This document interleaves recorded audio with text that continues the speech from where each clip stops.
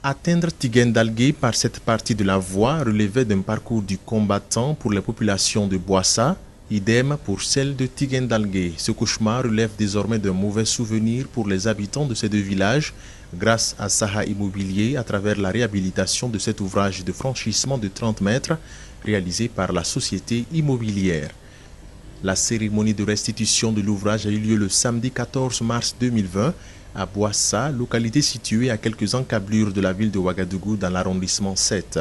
Une cérémonie au cours de laquelle le chef du village de Boissa n'a pas manqué d'exprimer sa joie face à ce geste salvateur de Saha Immobilier au profit de sa population.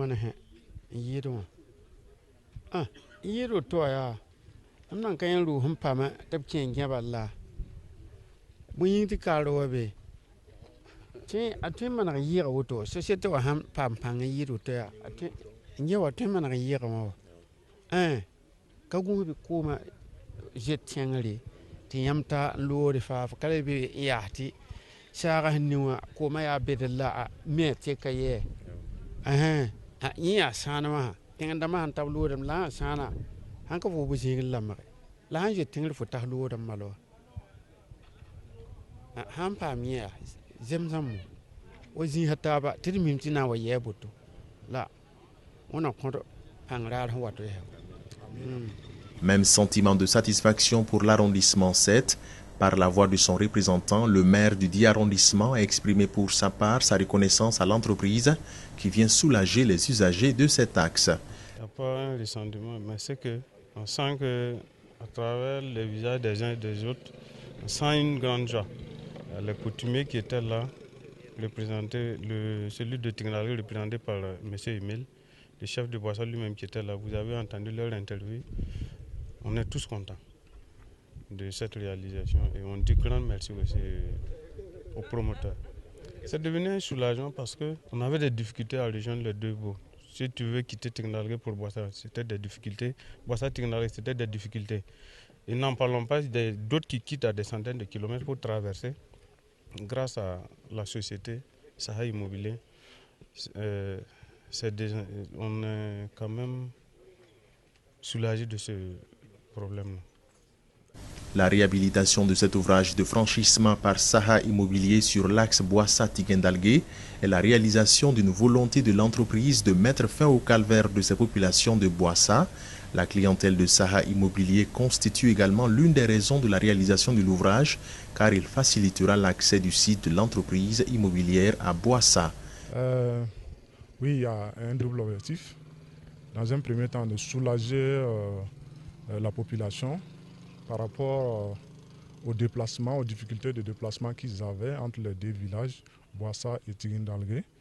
Aujourd'hui, comme ils l'ont eux-mêmes exprimé déjà, c'est un grand soulagement de voir que ce mouvement est devenu possible avec beaucoup plus de facilité. Nous-mêmes, voilà, nous fréquentions ce tronçon. Il y avait réellement des difficultés de pouvoir joindre même le site. Et du coup, ça me permet de donner la deuxième raison. Aujourd'hui, tous nos clients qui choisissent ce site seront également satisfaits de pouvoir joindre le site avec beaucoup plus de facilité, sans forcément être soumis aux difficultés qui étaient liées préalablement au déplacement pour aller sur le site. Donc voilà les deux raisons, soulager la population, soulager nos clients, rendre notre site beaucoup plus accessible. Le site de Boissa est comme un site que nous avons comme la prunelle de nos yeux parce que c'est un site aujourd'hui, avant même de terminer l'aménagement, avant de finir les différentes discussions, de finir même la documentation administrative. Nous avons aujourd'hui dans notre portefeuille près de 50 personnes qui ont déjà souscrit pour ce site. C'est pour dire que ce site est un site qui a une forte attraction et cela nous interpelle à accélérer les travaux pour pouvoir exploiter toute la valeur commerciale, j'allais dire, de ces sites-là. Exactement, Boissa fait partie de la quinzaine de sites que nous comptabilisons dans le nombre total, dans l'effectif des sites. Nous avons principalement, Boissa fait partie des 4 principaux sites généralement sur lesquels nous communiquons prioritairement. Boissa, Zaktouli, Samba et puis Basenko, Gonsin. Saha Immobilier ne compte pas se limiter à la réhabilitation de l'ouvrage de franchissement, mais entend, une fois des études terminées, réaliser un pont pour le bonheur de la population et de sa clientèle. Évidemment, je pense que le chef a dû lire dans les pensées de la société, parce que l'ouvrage qui vient d'être restitué, ce n'est qu'une réhabilitation. Nous avons envie justement de pouvoir réaliser un ouvrage beaucoup plus grand, beaucoup plus solide. Une fois que le projet aura une certaine envergure, nous serons même dans l'obligation de faire un DALO qui sera beaucoup plus en termes de puissance des eaux qui coulent au niveau de cette partie-là. On a besoin d'un DALO, un ouvrage qui est beaucoup plus solide. Pour le moment, la réhabilitation du radier, c'est en attendant. Nous espérons vraiment répondre à ce vœu que le chef a formulé aujourd'hui et c'est même dans notre plan.